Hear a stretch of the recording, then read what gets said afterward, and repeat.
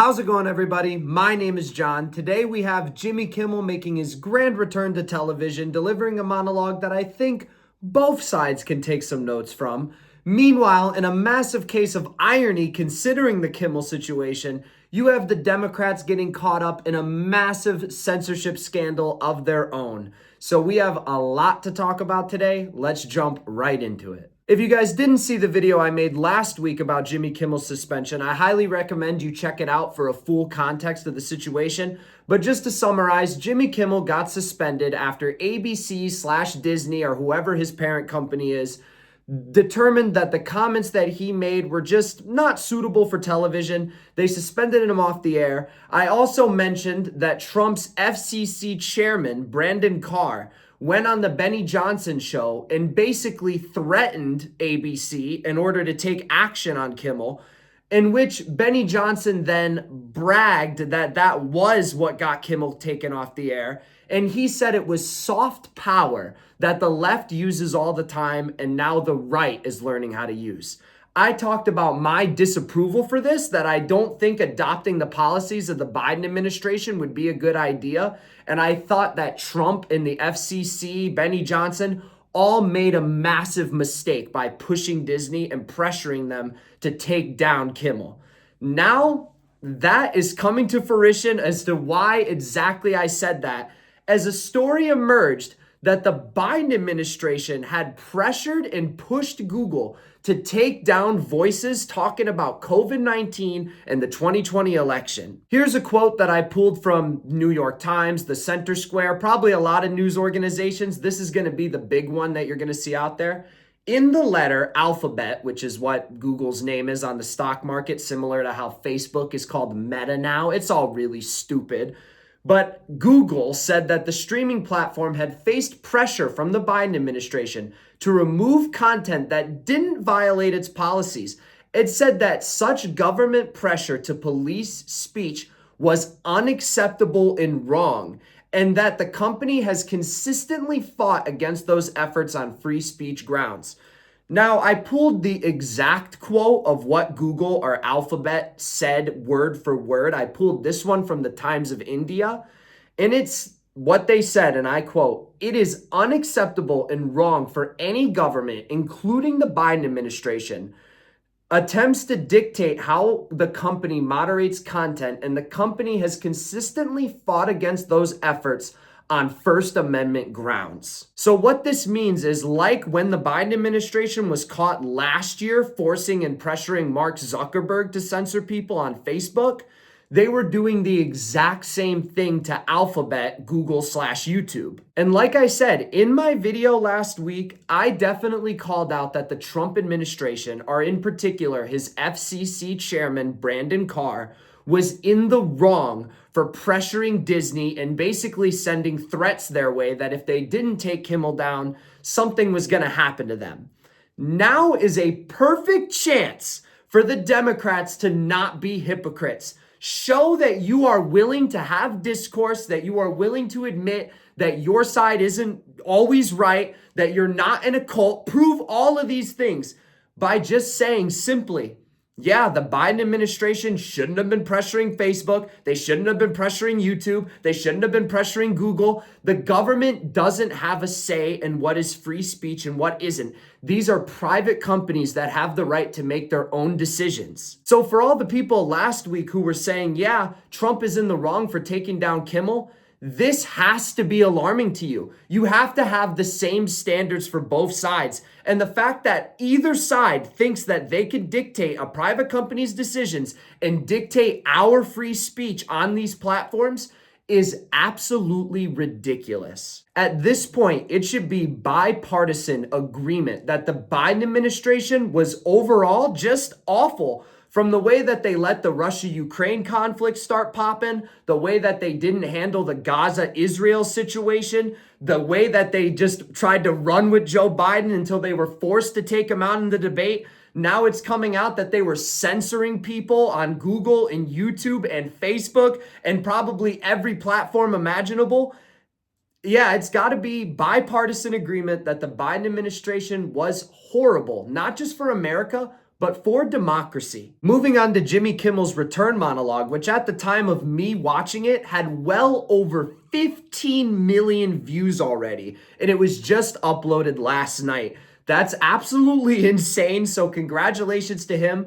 Clearly that this suspension is actually going to end up probably benefiting Jimmy Kimmel. I don't remember ever seeing any of his videos have this many views that fast. In YouTube Studio, it tells you how your most recent videos are doing 1 out of 10 based on view count. I guarantee you this is Jimmy Kimmel's #1 in studio, no doubt. Moving into his actual monologue, he started off by saying that he didn't mean to make light of the shooting. He admitted that it was a terrible thing that a young man such as Kirk lost his life in the way that he did, which I thought was a good way to start it off.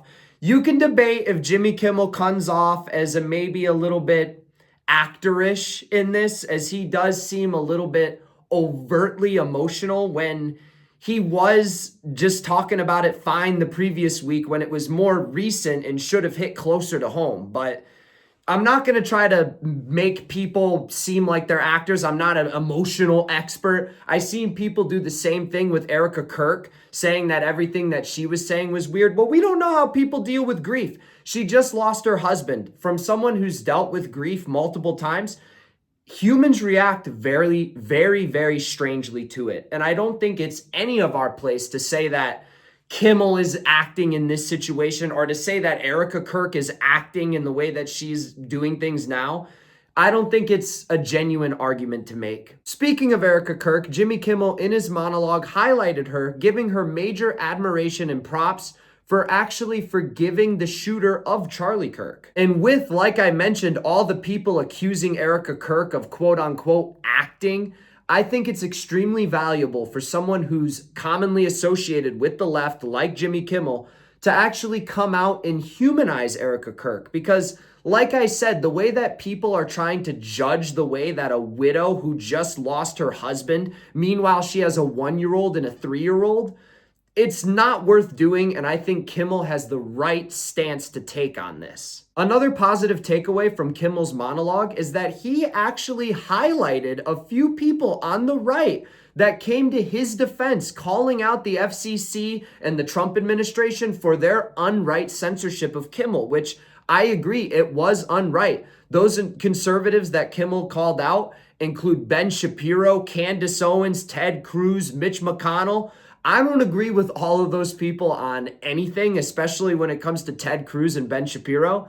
But once again, it's great that Kimmel is actually willing to admit that not everybody on the right is the exact same, not trying to create this massive polarization. And if Kimmel handled his first monologue in this way, I don't think we'd be in this situation now. Kimmel this time draws distinctions, once again giving props to Erica Kirk and all the conservatives that I just listed, not just branding them all as a MAGA gang. And that leads me to a negative I have from his monologue, a moment that had me going, come on, Jimmy, like what are we talking about here?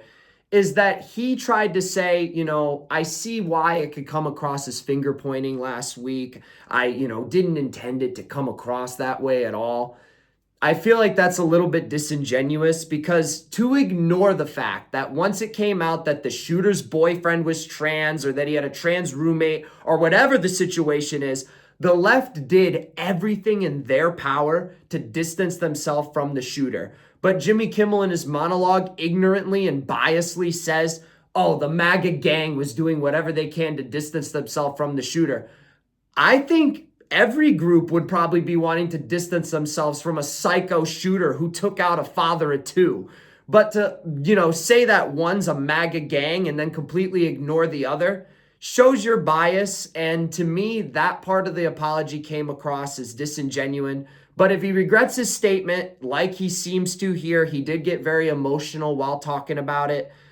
All is forgiven. I think Kimmel made the right decision, and overall, it was a good monologue that, in my opinion, promoted unity. I hope it's an example that we can all take, because a lot of the comments that I've seen, even on my own videos, people that I talk to on Facebook that I know personally, they constantly pigeonhole. If I post something criticizing the Democrats, like the Biden administration censoring speech, They will completely ignore it. But when I called out Trump for censoring Kimmel, all my Democrat friends liked the post and they say, yeah, Trump's going to be bad for the next 3 years. But yet, when I mention the Democrats and how they do the exact same thing, they either completely ignore it or they try to justify it by saying, oh yeah, well, Trump did worse. And I'll tell you guys right now, the whataboutism arguments from the left is not winning you any voters. Humans are logical creatures. Young people are very savvy to things nowadays, especially Gen Z. So if you think that you can just get voters with this whataboutism tactics of saying, well, let's just ignore the stuff that they say about the Democrats and just highlight how bad Trump is so that maybe one day, if we slander Trump enough, we might just be able to convert them. That's retard energy. That's retard thinking. It's never going to work. And honestly, it's why the Democrats lost the 2024 election. It shouldn't have been difficult for the Democrats to beat a felon, somebody who had sexual assault cases brought against them, somebody who was president before. You have all the ammunition, every little mistake that they made as president the first time. You're running with a fresh candidate, and the Democrats lost all 7 swing states. Have to start thinking about why. Maybe this tactic of just anti-Trump, ignore information about Democrats, anti-Trump. It's not an effective political strategy. It just isn't. When you have figures on the left like Bill Maher complaining about how Kamala Harris and other Democrats won't come on their show, despite them voting for them, you know there's a problem and it can't be ignored. Why didn't you have Kamala on during the last campaign? You think we don't ask? We ask these people every week. They say no.